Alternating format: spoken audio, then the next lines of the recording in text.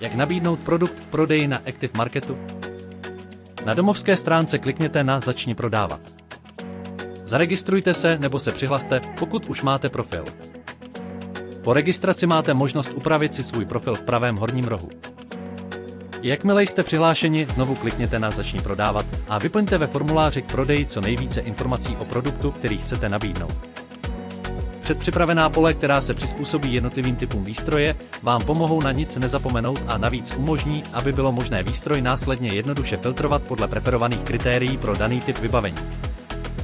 Velmi důležitá ve formuláři je část 4 výběr klubu a způsob dopravy. Pokud jste členem klubu Černošice, vyberte svůj klub ze seznamu. Díky tomu budou moci ostatní členové klubu snadno vyhledávat produkty pomocí tohoto filtru. Pokud jste už všechny údaje o produktu vyplnili, zveřejněte ho k prodeji. Tím bude dostupný pro ostatní uživatele. Pokud vyplníte detail o klubu, budou moci všichni uživatelé tuto informaci vidět a produkt se navíc zobrazí i na stránce daného klubu. Produkt se zároveň zobrazí i ostatním uživatelům mimo klub, což urychlí prodej.